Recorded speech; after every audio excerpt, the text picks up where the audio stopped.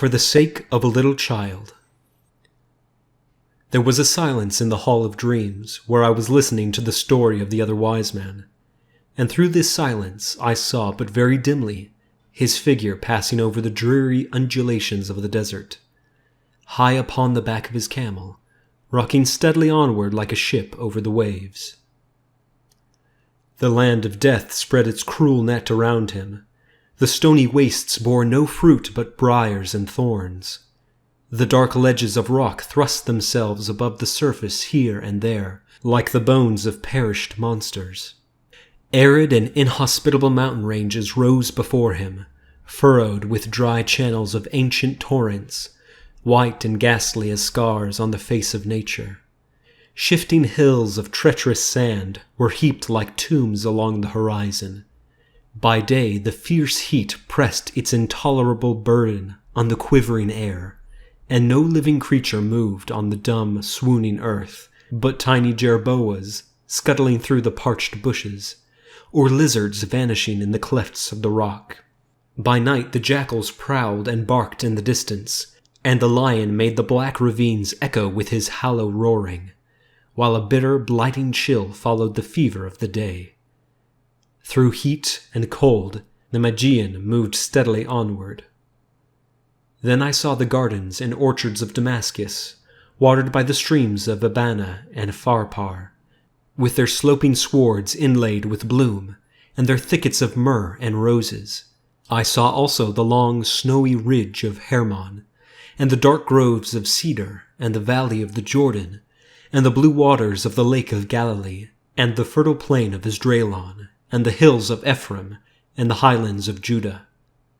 Through all these I followed the figure of Artaban, moving steadily onward until he arrived at Bethlehem.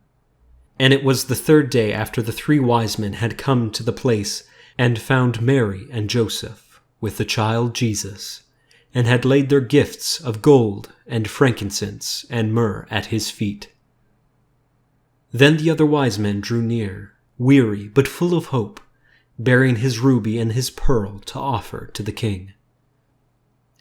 "For now, at last," he said, "I shall surely find him, though it be alone and later than my brethren. This is the place of which the Hebrew exile told me that the prophets had spoken, and here I shall behold the rising of the great light. But I must inquire about the visit of my brethren, and to what house the star directed them, and to whom they presented their tribute." The streets of the village seemed to be deserted, and Artaban wondered whether the men had all gone up to the hill pastures to bring down their sheep. From the open door of a low stone cottage, he heard the sound of a woman's voice singing softly. He entered and found a young mother hushing her baby to rest. She told him of the strangers from the Far East who had appeared in the village 3 days ago, and how they said that a star had guided them to the place where Joseph of Nazareth was lodging with his wife and her newborn child, and how they had paid reverence to the child and had given him many rich gifts.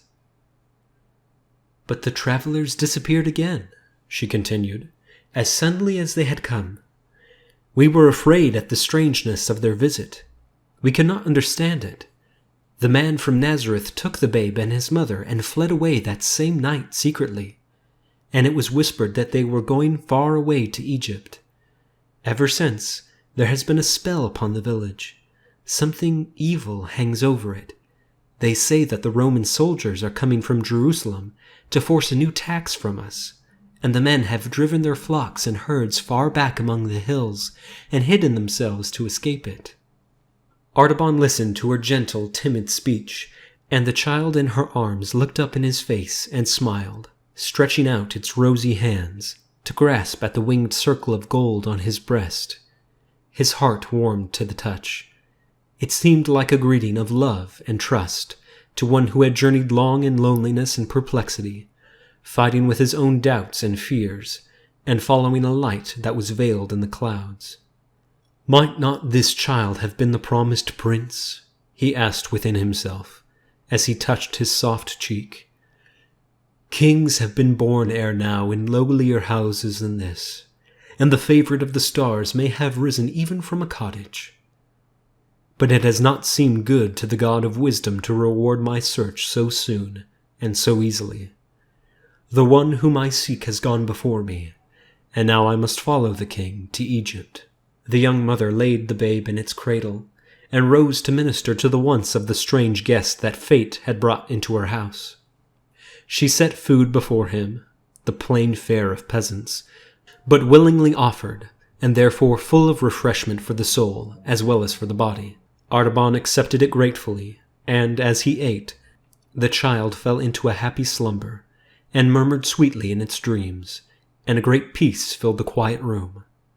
But suddenly there came the noise of a wild confusion and uproar in the streets of the village, a shrieking and wailing of women's voices, a clangor of brazen trumpets, and a clashing of swords, and a desperate cry, "The soldiers! The soldiers of Herod! They are killing our children!" The young mother's face grew white with terror. She clasped her child to her bosom and crouched motionless in the darkest corner of the room, covering him with the folds of her robe, lest he should wake and cry. But Artaban went quickly and stood in the doorway of the house.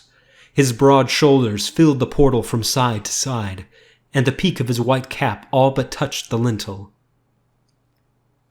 The soldiers came hurrying down the street with bloody hands and dripping swords. At the sight of the stranger in his imposing dress, they hesitated with surprise. The captain of the band approached the threshold to thrust him aside, but Artaban did not stir. His face was as calm as though he were watching the stars, and in his eyes there burned that steady radiance before which even the half-tamed hunting leopard shrinks, and the fierce bloodhound pauses in his leap. He held the soldier silently for an instant, and then said in a low voice, "There is no one in this place but me, and I am waiting to give this jewel to the prudent captain who will leave me in peace." He showed the ruby glistening in the hollow of his hand, like a great drop of blood. The captain was amazed at the splendor of the gem. The pupils of his eyes expanded with desire, and the hard lines of greed wrinkled around his lips. He stretched out his hand and took the ruby. "March on," he cried to his men. "There is no child here. The house is still." The clamor and clang of arms passed down the street as the headlong fury of the chase sweeps by the secret covert where the trembling deer is hidden. Artaban re-entered the cottage. He turned his face to the east and prayed, "God of truth, forgive my sin. I have said the thing that is not to save the life of a child, and 2 of my gifts are gone. I have spent for man that which was meant for God. Shall I ever be worthy to see the face of the king?" But the voice of the woman, weeping for joy in the shadow behind him, said very gently, "Because thou hast saved the life of my little one, may the Lord bless thee and keep thee. The Lord make his face to shine upon thee and be gracious unto thee. The Lord lift up his countenance upon thee and give thee peace."